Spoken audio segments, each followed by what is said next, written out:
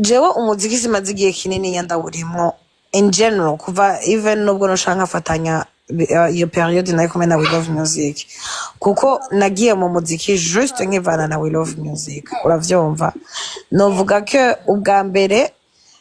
je nubwo na managing We Love Music ibintu vya publicité ibintu vya um, promotion jewe ahanini vraiment vy'indirimbo sinabiraba avyumva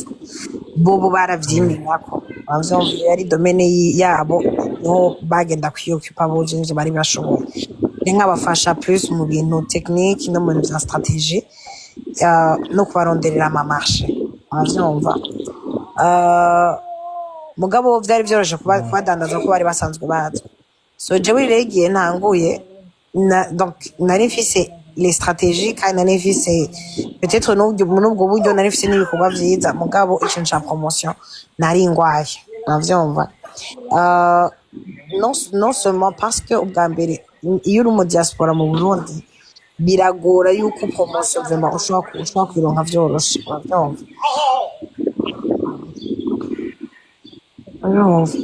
ushobora gusaba amafaranga menshi kandi atabwo atama navuga gute bagusaba amahera menshi kandi ata promotion nini bagiye gukorera ugasanga amafaranga ukuyaheza juste kubera ko umuntu afise ngo izina agira gufasha ugasanga n'ivyo yakwemera gufasha ntavyo gufashisha so ubu uye novuga uwo mwaka maze ntariko ndakora j'ai seulement étudier le terrain uravyumva avant yo kuraba est-ce que déjà ugaruka chance ugaruka urenye mba nagarutse c'est que iyo area ya promotion nuko nayo ndashaka kuraba aho like ivyo nize d'abord nivyo sivyo ko hari gihe wibaza ngo waminoje kandi atari ivyo so je vais dire que ubuye novuga indirimbo igire comeback mugabo ntizoba juste comeback ya comeback yo kuvuga ngo ndagarutse kugira ndabereke ko ndi mu muziki no muga izoba urukurikirane kuko mfise indirimbo nyinshi cyane so far mfise indirimbo zitatu zimaze kuba recorded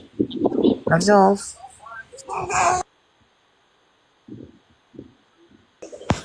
maze kuba mfise indirimbo muzongira nsohore iziri recorded ni zitatu muga ari izindi nari nsanzwe mfise muri stock avyumva and then haro rero uye n'ibintu vy'ama featuring bisigaye binoroshe par rapport y'ubwa mbere avyumva ubwa mbere wasanga abantu bambwira banze ukure nta muntu akuzi nta kintu ubunyinjirije basi avyumva pendant que uye nubwo ego c'est vrai que YouTube ashobora kuba ataba views ngira muga abantu benshi izina ryarishaho ntibararizi kandi cyose so mu Burundi no mu Rwanda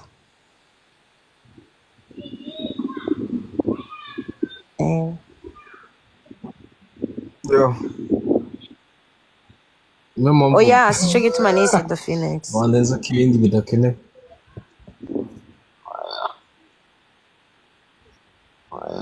ariko imana irazi urusumbya abantu benshi sana dufise ahubwo je nari mfise ikibazo abantu b'abahape mwakoranye b'abarundi ko numva mengo ni ikintu ca EP cyangwa mbari indirimbo nivyo umuntu akeneye kubimenya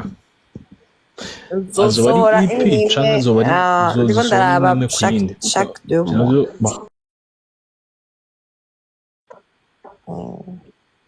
bwira mbaza ibibazo vyose ushaka kumenya The Phoenix ahantu ryavuye oya ibintu je sinzi vraiment atinye kubaza ibibazo bya vie privée bon natinye baza bimwe ndaza kuvyisha wazi mpamvu natinye je nk'ubu je ndaje mvuga ati reka mbonye ikintu kiraho twikorera akazi ariko nsanze Phoenix yaje nk'umuhanzi rero urumva rero nk'ico gihe nk'umuririmvyikazi nta kindi worenza kuko niho ndamuzi nabe akabiri uvuga uwo muntu so gusa je mvuga ati bino bintu sinzi aho nje kariho nzi gasanze yuko ari ngaho nk'umuririmvyikazi kandi biratahuritse kandi yaza kuba uwundi muntu niyo mpamvu nanga kublock umuntu vuga ati ugiye karatukana namublotse jebye ntabyo nkunda mba nkeneye basi upfa winumira umureke nawe ndakunda ngaho nawe tubaza ibibazo yes ubwa mbere bwo je ndi umuntu ntakunda gushwana abantu banzi mu buzima bwanje busanzwe uvyumva muga jewe ndi wa muntu ndakunda gucokozanya uvyumva kandi ndakunda no gutera inkuru kandi ndi wa muntu vraiment sintinya uravyumva so untutse je ndagutuka uravyumva mugabo nubwo ndabikora like bikunda ko ndagenda instead yo kugwana so bijya nabibonye nka challenge kuko nuko ivyo nuko vyaba live uravyumva mugari indi struggle naremeje guhura nayo kuri za Facebook za Instagram uravyumva banyataka kubera l'histoire ya We Love Music so for me nari namaze kuja muri ya mode yo kwidefenda umwanya wose mugabo maze kubona yuko at the end of the day vyakwera abantu nibaza ngo baranyanka ntibanyanga uravyumva kuko naravuze ati sishobora juste kuba mubi gusa ngo mbe mubi so ndicara ndavuga ati reka nige mbanze nige le terrain mbanze ndayanalize mbanze ndayirabe ndabanza ndiga plus abantu kurusha kubizera ngo nakana umugenzi wanje uravyumva kuko je nkishika ngana nzi ko nshitse muri famille hamaniro tuva ahubwo ntari muri famille ahubwo ndi mu njyajya nyinshi so je ndazi kujya kubana n'injyajya muga ahubwo sinzi kuba injyajya urumva so jewe nigihe nigituma ntigeze ndanabwira n'abantu ngo reka kundi coding jewe narasuye nkagenda nkavyumviritsa avyumva nkabanza nkaye ibintu vyatanguye gute then haragira igihe jewe ntanguye donc igihe bagize ibintu vyo kumpamba biki mbonye abantu vyitwa ngo ntibankunda batanguye kumvugira naravuze ati okay abantu narenze ko bashobora kwiassocier ahubwo avec ces gens là kugira banshire ahubwo hasi novuga gute bampambe nyene kuko kijya gihe vraiment izina ryanje ryari ko rirononekara sana bavyumva kandi cyane ahubwo nagiye kubasopa ko ariho bagiye kumfata umugongo bampa support bavyumva ubundi je sais jewe umuntu ashaka kuza kunuka nkamwihorera ko n'ubundi ibitutsi je naco bimbwiye so I want to be me apana Sharon waundi juste abantu bashaka mu gatwiko no Sharon l'artiste Sharon sinzi the real Sharon the sweet Sharon kuko niyaza ko yo phase na abantu benshi barabona kandi urumva ni n'urugendo rurerure kuko n'abantu bibaza ngo like ngo n'ubujyajya ngo no kwigirisha ni ibintu bitampohera like no not at all nta muntu azosaho juste kwemera kwa ntera stress nakoze akabazo kuri ico kintu uvuze nahise ikibazo gitoye kuri hari n'abandi bavuga ngo hari aba artiste bamwe bariho amafaranga abantu kugira nyine bavuge baprotege ko Sharon ntawe utazi ko watutswe kuri cyane ndavuga Facebook nkuko bivuze gusa abantu bamwe bavuga ivyo bintu ngahantu bishura nyine abantu bakabavugira nivyo ko nibaza ko hari abantu bafitanye ubucuti n'abandi bantu n'imbere yuko ivyo bintu biba so abantu ivyo ko c'est pas que wowe muri hacanke yoba ari muri team yawe muga umu artiste arakenera gang kandi arakenera n'abantu bamuvugira plus que iyo ariko aravuga jewe rero novuga gute je Sharon sinigeze ndonka umuntu amvugira nkuko nshaka uravyumva kandi umwanya umwe ivyo nagize ni vyiza kandi ivyo nagize ni bibi uravyumva ni vyiza kuko nanyarutse kumenyekana muga ni bibi kuko namenyekanye muri bibi uravyumva premièrement nta muntu ashobora kuja mu muziki surtout mu Burundi avuga ngo harimwo amafaranga kuko nta mafaranga ariyo uravyumva amafaranga ariyo uri umuntu uzi ubwenge uravyumva kandi amafaranga agiye yaronmaza gusohora yandi jewe kuva kera nari nsanzwe nkunda ibintu vy'umuziki parce que même c'était I think en 2012 baragomvye kunsinyisha ngo nkore album yanje ya mbere bagira bame donc hariho studio twagira dusinye contrat nkore indirimbo 12 hanyuma za audio hama na zitatu za clip. Bari basanzwe bafise abandi baririmbyi jewe nagira mbe umwe muri abo baririmbyi nga rero abavyeyi ntibabinyemereye n'umuhungu twakundana ntiyari abishaka ko yari muri iyo management, so ndabiheba nyene mpeba umuziki gutyo oye mugana nari sanzwe nkunda kuririmba. Kandi ico gihe naririmba by the way hanyuma après managinga We Love Music nagiye mu Bubiligi, then ntangura kubatakina na nari natwe sina nini natwe nyene yanyata narabaye atake sana ngo kwangu na nambaye ibintu bigufiya navyumva muga like jewe ama attacks nabwo ankora ko damage shitse mu Burundi ngira ibibazo ndumva yuko nshaka kuririmba kandi message nashaka gutanga numva nshaka kwitanga muri rap, so nabaye obligé kwiga rap kugira nashobora kudisinga neza ndakora G-Fil hama G-Fil ndayikoze jewe sinarinzi yuko nzobandanya no ahubwo jewe G-Fil ndayikora nayikoze juste kugira aba muri iyo message ayumvirize neri nate hama bihere uravyumva, but umu director yitwa Igbana yari na posting iyo ndirimbo ndayipostinga kuri YouTube ari audio aca aratora telefone yanje arayisuprima arambwira nti sishaka ko iyi ndirimbo isohoka ari audio shaka ko isohoka ari clip. Ati nzogira nzogukorera clip y'iyo ndirimbo kuko iyo ndirimbo ndayikunda, so du coup twarakoze clip igenda neza hanyuma nce ndasubira inyuma kuko vacances yanje yari iheze ico gihe indirimbo naje kwisohora maze kugera ngaha muri Amerika. Sinari nitayeho cane promotion kuko sinari nje nk'umuririmbyi mugabo igihe ngira record ya G-Fil twari dusanzwe dufitaniye programme na hack yuko ngenda kumushira amajwi mu ndirimbo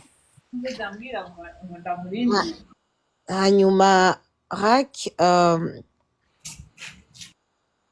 hack après maze gukora G-Fil akayikunda yarambwiye ati reka dukore projet wawe nawe ushobore kuza muri game cause urabikunda uravyumva ko je nashaka mu mutwi wanje je nari shaka juste kuba wa mukobwa aboneka mu featuring sinigeze shaka career solo uravyumva kuko je siniyumva nk'umuririmbyi kuko je bama babinsavye abantu benshi bari banze kunsaba kenshi ngo ntango sinimba urumva kuko abantu benshi no gwatabizi je mfise amasoni abantu bashobora kubimenya n'abantu bashobora kumbana ndahano mu bantu ntazi ntabwo nshobora amasoni sinibaza ko ufise amasoni it's hard kuvyibaza kubera ko ngako kuri TikTok umuntu amaze kwisanzura muga nk'iyo nk'ahantu envers la public muri public ntazi mpora like ndabakongera, so ikindi kintu nacu ndatinya kamera avyumva ndatinya cyane kamera kuko kuganje imbere ya kamera mbanza kwikuramwo ubwenge, so mugabo jewe rendi wa muntu iyo ntinye ikintu ndagifacing avyumva sindi wa muntu ngo nuko ngo iki kiboro ngo kinteye ubwoba ngo cindika kugikora no ahubwo ndashaka kugikora juste pour nyene kugira nyene ubwo bwoba nyene buhere nzi ko ikibazo cyane neza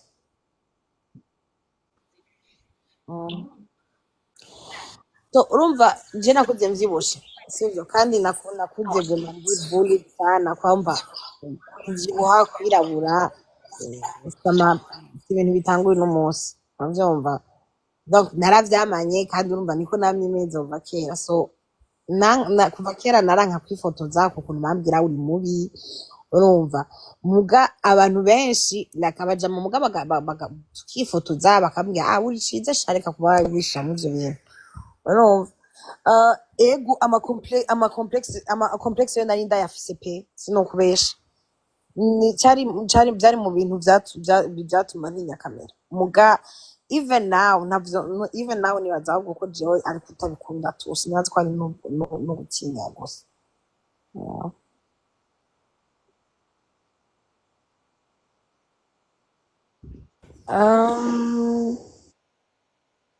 Komera mu muntu ateza ko ari umuntu twumvikana urumva. Hanyuma ndaraba inyandiko cane. Ndaraba inyandiko cane ko je ndi umwanditsi. Hanyuma umuntu mbanza kumwiga nkaraba indirimbo yiwe ya kabiri ya gatatu, hanyuma ukabanza twayaga bumva ko ari umuntu d'abord ushobora kwandikira dushobora gukora bonka vyoroshe uravyumva. Koza ari igihe ugenda muri studio n'umuntu ukamubwira iki kintu sinagikunze muga like akaguma abona umengo you joking like ukamengo uriko urafyina uravyumva. Kandi urumva iyo muri mu kazi mugatangura gushwana surtout nk'ibintu vy'umuziki nukuri iyo ndirimbo irashobora gupfa uravyumva. Kandi iyi ndirimbo mutisanzuye ngo mumere neza mube mwumvikana nyene mwese muri à l'aise ngo muyikore neza like urashobora gusanga indirimbo ibaye nabi kandi itari kuba nabi.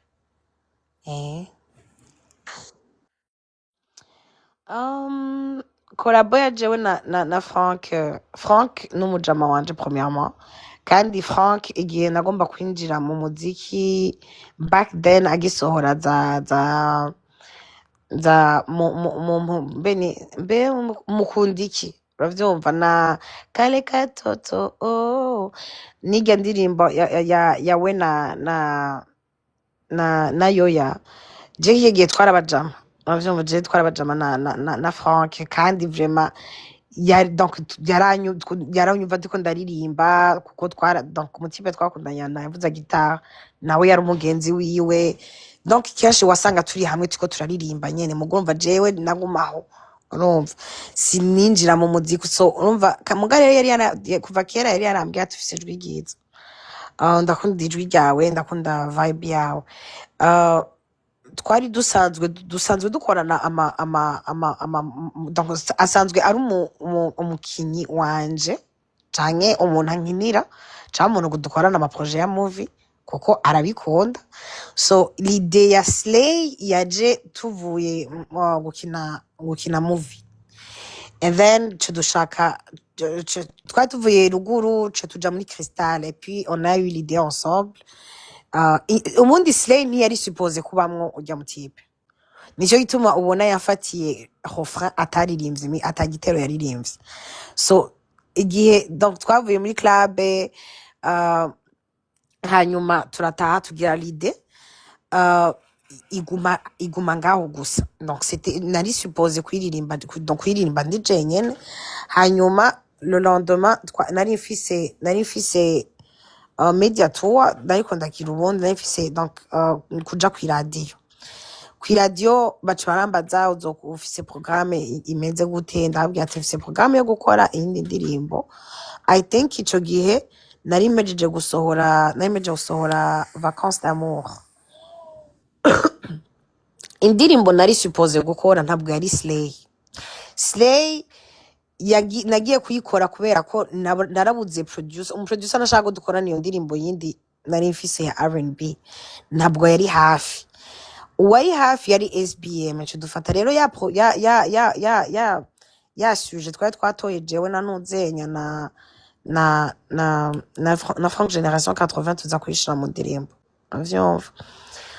Then donc ndatangwa ndagira igitero ca mbere hamara yikunda arambwira ati refrain urashobora kuyigira gutya aje ndambwira ati ahubwo wowe yigire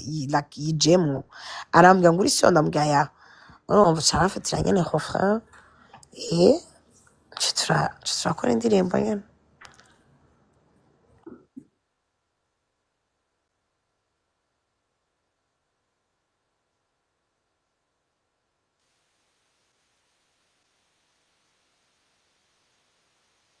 Twari twateguye gukora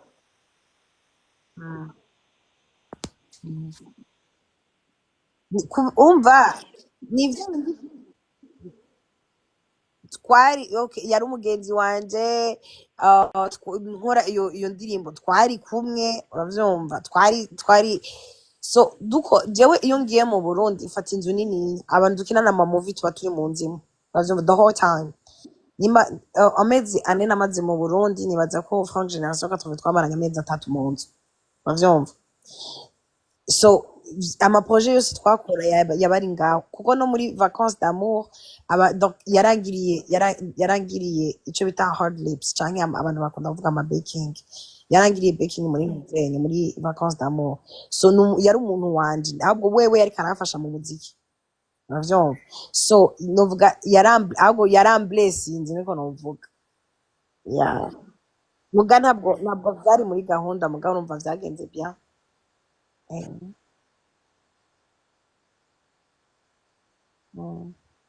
So Jeff ise movie nyinshi uravyumva kandi nta movie nimwe ihuye n'ikintu na kimwe. Ijya movie ya Ninde ni kubera ko niyo twashatse kuyikina kurya biravana na sujet mbafise kuko jewe mfise target yo gufata igihugu cose apana gufata Bujumbura gusa. Hari abantu bazi yuko entertainment iri Bujumbura gusa, burya entertainment ya ruguru ni iryoshe kurusha iyi Bujumbura. Nta kintu na kimwe gihari, abanyabujumbura ntibazi ikintu na kimwe co kuvuga ngo like ntibazi kuryoherwa uravyumva par rapport y'abantu ba ruguru uravyumva. So byuku jewe barya abantu barya baninde twari dusanzwe dufitaniye gahunda twariko turakorana nyene mugabo bo nashatse kuba ko ari benshi umva ndabafise bose uravyumva bashaka ko tuguma iyo ngiye gukorana nabo mbashaka tugume muri rya style mugabo avant ça movie nari nakoze yitwa Sugar Daddy ntabwo ari Ninde uravyumva kandi nigiye gukurikira ni y'abana bo mu muji uravyumva complètement.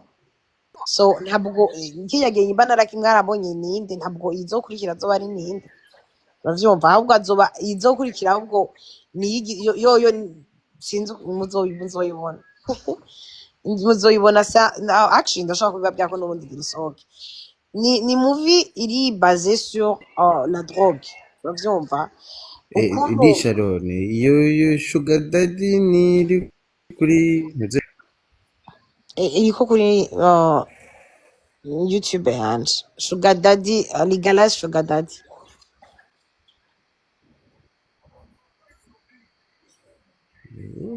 umunsi ndabona ndaza gutera amakuru YouTube ndabuka. Merci. Nibaza ko the proof ni social media. Ufite ko mvugisha ukuri abantu benshi nibankunda. Bazi ko nkunda gutwika, bazi ko nkunda induru, bazi ko nkunda amatiku, bazi ko hari n'abazi ko ndi umwana mubi, hari abazi ko je suis jalouse, hari abazi ko mfise inzigo, hari abazi ko mfise ama complexe ico gituma mvuga cane. Muga genre ikitakwishe kiragukomeza. Ukuri n'ukuri either way wobishaka canke utobishaka kandi nibaza ko nitubayeho kugira dusatisfize abantu tubayeho kugira dusatisfize amaso y'Imana. So ukuri kose tsuko kuvugwa muga bikenewe ko kuvugwa kuravugwa.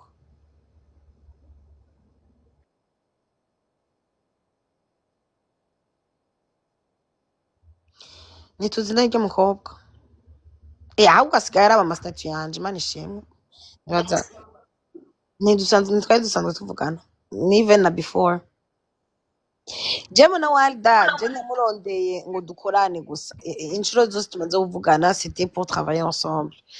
and then kandi igihe cyose twama dupanga gukorana ntivyigera bicamo avyumva. So sinzi ko ari cyo gituma peut-être yibaza ko iyo ndamuvuze ari kubera ko ndoba ndamufuhira kwe iyo periode namusavye dukorane muga n'ubu je ndashaka gukorana nawe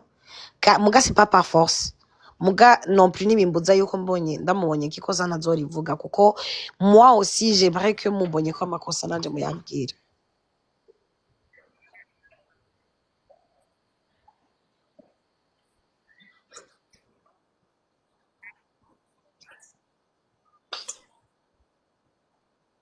Nta kintu na kimwe jewe mbona camo na Warda kitari hanze ko je nituzi naye mu buzima bwa vrai. So ibiri hanze ivyo nabonye n'ivyo abandi babona. So kandi gukorana nawe no kudakorana nawe jewe nta no muri periode ya 3 ans fise plan yo gushika muri 3 ans ntabwo arimwo. Eh, abonetse ni sawa atabonetse naho nyene ni sawa ntabwo arimwo pe no abantu bose muzi maze kuvuga bose maze kuvuga ntabwo bari muri list. Umva nta gipfa rero mu bisanzwe Jewe ntabwo ndiko ndaza kudugira mu barundi mana aba ba artiste abantu disi bazonduza nzoduzwa n'abafana nzoduzwa n'impano nzoduzwa n'ibikorwa. Indirimbo iryoshe cane mwige gutamba ikirundi mutangure muvute tuzobatambisha ikirundi ego ubu so ubwa mbere naho nkora indirimbo as umudiaspora ubu nshaka gukora indirimbo as umurundi kazi so ndashaka ko indirimbo zanje zose désormais ziza ari indirimbo ifise isura y'umurundi kazi hamwe umuntu wese ayumvise avuga ati iyi style ni ndundi you know. ni fresh vraiment kweli dukorera iyo hit mima problem kubera kuguma bifinga no mu muntu ataca azokumarira. Pardon? Why do you keep on beefing with someone who will help you with anything? I don't beef with anyone. I just tell the truth how I see things. Kurana nyataka mbabona nyene yuko udafise ico ukora kandi no mu mutwe udakwije mu mutwe udakubise. Kuko nta muntu akwije mu mutwe ashaka gushwana na Sharon nta numwe. Ewe. Ra. Cyane. Mutenza kuvyibagira muzona bifuta no ku macano yanyu muzona maramara. It's unlocked. Jewe ndi umwana mwiza ko deja honyene ugiye ukaraba Sharon honyene n'ahantu hose yagiye ibintu ahantu yagiye araba plus liye n'aba artiste b'abarundi. It was because nagumye nibaza ngo bariko barabarenganya uravyumva nkagenda na twa dusantima twanje nyunyunyunyu bariko baramurenganya rata hewe nkaca ngenda nyene nkinjira mu vyo ntazi ubu rero nta kintu na kimwe nzosaba kwinjiramo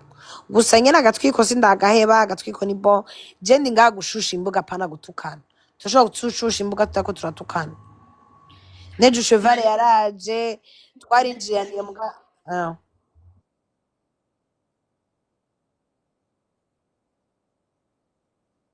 nkande uyu nyene makarorero kugira ngenda kenshi kenshi kweli ntazuko umuntu atanangiye anye umengo ni ibintu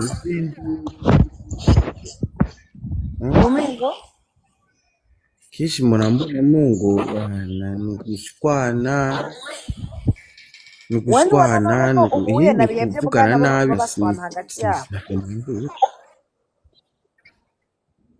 yego bre mbona bagomba bashwana buba motiva bamere nk'ukumetse nguma ndabibabwira ubu ni go rugamba ndimo kuko nyimba narabenfluenceje gutukana kandi ndabenfluence kuba mwiza ndiye kuzo uzo wafashe ikintu kinini oya Jesse mukanari de ndinjirira kwinjirira none ninde muratinjirira none dumba ko bataramutuka kandi atwinjirira twese dumba nararengetse dumba je nanuka arambwira yuko ndi mukara none anyise mukara none je Chemba mukara Maria hano ushobora kubyemera musubiriza ukiyakiye none oya mwiko murabuza showbiz kandi naheba showbiz buzobabara kuko tuvugisha ukuri iyo naza gushusha izi TikTok sivyo ngo zimenyekane ukagira byagenze gute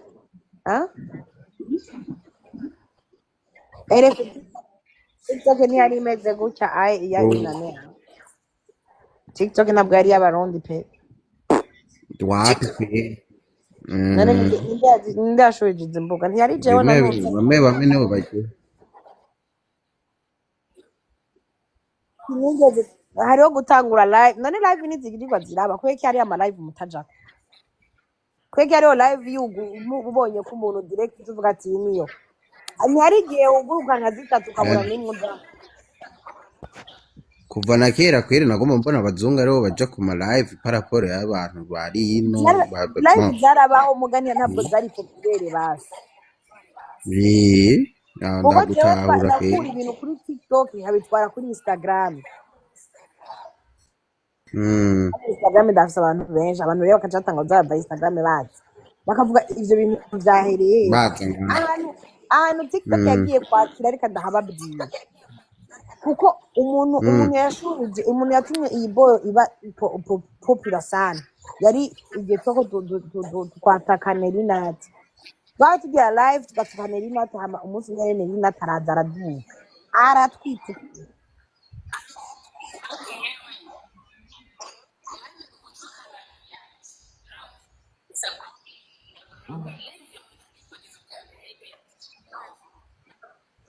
munze ayije nari munze ayije nagize gutuka nari natutse ibyo birambabaza numvise ari umujama wanje mpungira ngaha oya bebe mama ntiyari bwaze oya bebe mama yaje apre bebe mama yaje inyuma yababigana yabaje niyasi baby mama gusa oya igihe erere Nerinati yakoze nuko yagiye utwishura abantu rero bashaka kuguma bazi yuko anytime ashaka kugaruka So now you feel like you're that. I feel like I'm more mature. Nk'uwumva ko guhara ndabishaka mugabo watanguye ama live ya TikTok. Nk'uwumva ko watanguye ama live ya TikTok. Sije nayatanguye ahubwo nayamakinze popular. Azinjira zishuhije.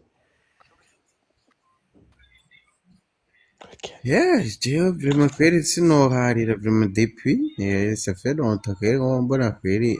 kuma live mo time kabisa Lidia yari jewe kubera ko nubu ndakwerekera hasi je nakubita ukwezi kose ntari ngaha kuri izi mbuga sivyo aba bose bagaheza gushwana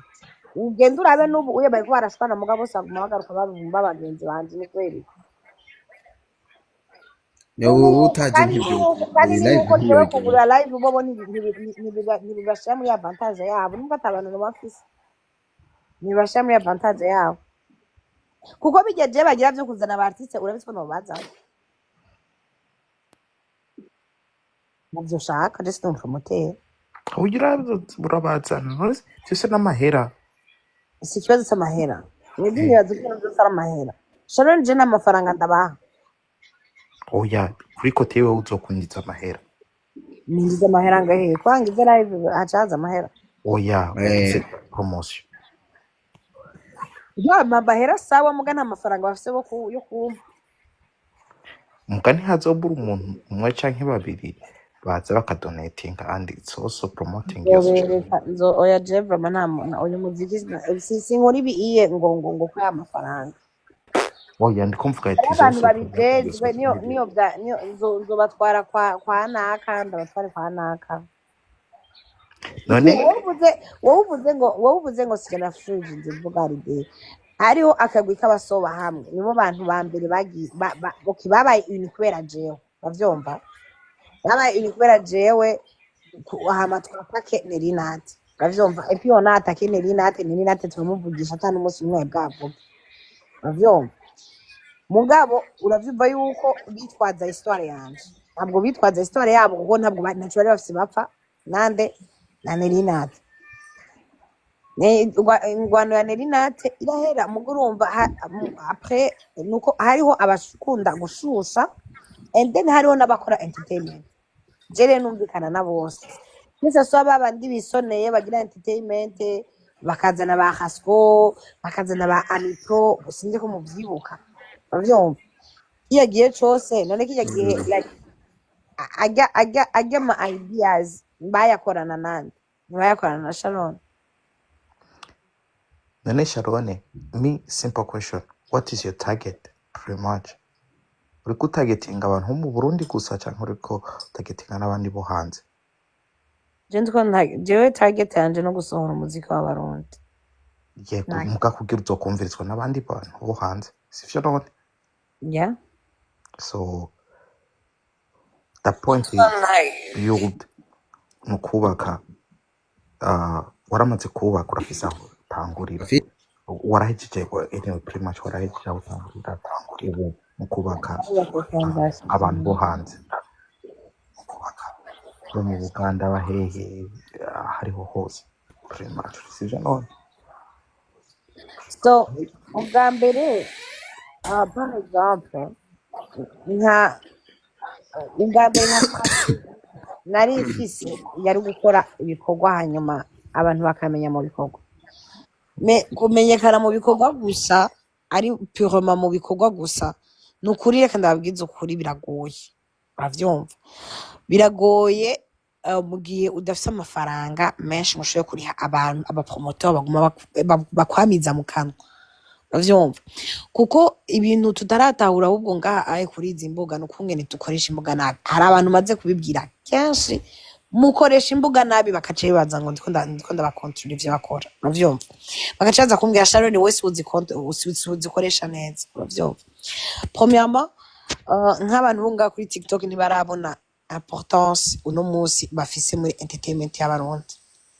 Most of them they don't even see mugabo abantu bo muri barya abantu abaririmbyi bandi bo barabibona. C'est vrai hari abadashaka kuza hariho n'abashaka kuza mugabo bakigira ubwoba uravyumva kubera iki vya bitutsi. In reality nuko ukuyemo ivyo bitutsi ugashira ku ruhande ababifa n'ababisangiye ugiye ukikorera ibintu vyawe nta ivyo bitutsi naho muzohurira navyo uravyumva. So dukoresha imbuga nabi aha au lieu de faire l'unité dushaka guma dutsamburana aba hari ibintu dukora par exemple okay Lydia par exemple nga areka make akarorero Lydia par exemple nk'ibiganiro akora bijya vyo kuri codinga abantu bose barabikora bavyumva mugwa mu Rwanda par exemple nk'iyo babikoze titre bashirako siyo gucafuza izina ry'umuntu no ufu murondera akantu kabayemo n'ubwo babashwanye uravyumva ukavuga ati hahiye uravyumva nakana nakabarahuye iki niki mugari y'abantu uzumva ngo yo ngo bitutsi byanaka bakibagira yuko nubwo amantuzenya yose bujamwo zazi zibaza umuntu afise economy muri bati urumva bakibagira yuko iyo showbiz irakenewe sivyo muga mu gihe ikintu cyonyene abantu bashatse gushira hanze ya image mbi gusa duzoshasanga tuko turica ama image mabi y'abantu ama image y'abantu tushaka gufata umuntu tukamukuza mu bibi kandi sindiko ndivugira je gusa oya ndiko ndavugira n'abandi kuko yako kenshi iyo hadutse ngo induru abantu barakunda kwiponsha ku muntu bagashaka kumwica. Iyo ni society yacu turimo bavyumva pardon gatenda community urumva iyo ni society yacu tubamo. Iya abarundi turakeneye kumenya how izi mbuga dushobora gukuzana twatira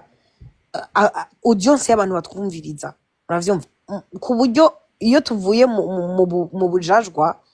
dushaka kuva mu bujajwa tukaja no mu bintu biseriye abantu bakatwumviriza hose uravyumva apana ko juste abantu bamenya gusa ngo ya point mbi y'umuntu canke y'abantu. Ubundi twebwe jewe Lydia naka umwe wese arafise yahora ariko arakina ngaha kandi trust me umuntu ashaka kutayibona muga irahari nini. Je vais vous donner par exemple jewe akarorero kera jewe nkitangura kukuza kuri ntuzenyo kuri izi mboga abantu na followinga canke abantu banyeteresa bari abantu bafise 2000 followers mani ufise ibihumbi 2 vy'ama followers nabone umwe ufise abantu benshi uravyumva so ndabizi uwo muntu wa 2000 igituma namubona ko ahambaye nuko nabona ico gihe ibintu yakora uravyumva so uwo namubona jewe nkiri hasi so jewe uno munsi ndazi umuntu afise abantu 500 importance yiwe umuntu afise igihumbi importance yiwe umuntu afise 2 3 4 8 10 20 gushika kwijana no ku miliyoni bose barafise importance yabo barafise hori bakina muri industry muri game nubwo bataba bizi kuko hari abantu benshi batari kuri réseaux sociaux hari abantu benshi bari ngaha kuri réseaux sociaux batavuga tutamenya uravyumva hari n'abantu benshi atari ikintu na kimwe bakora mu guhindura umuziki canke muri entertainment ngo bavyiteho je mon but ni uguforma gang yaba promoteur yaba entertainer yaba mugabo so far sindabona abantu twokorana cause imisi yose ngiye kubwira umuntu ikintu hakunyumviriza atangwa kumaririza reje na disi nkunda abantu bamaririza kuko utanga kumaririza ucumena umutwe uravyumva ko je mbanje kwikubwira kubera ko nabanje kwicara ndavyumvira peut-être wowe ntavyuzi uravyumva muga nabanje ndabondishana ndavyumvira ndavuga ati uyu muntu ndagiye kuma approaching notebye ndatinya gutamagara umuntu notebye bashije ndafise amasoni kumubara je ndatinya abantu uravyumva ndabizi yuko udashaka kubitahura muganda ganje uravyumva for real jendi mpamagara umuntu turashaka kuba tumenyeranye muga bikangura no kuguhamagara uravyumva birashaka kungora cyane no kuguhamagara ndagaruka sawa birangora no guhamagara umuntu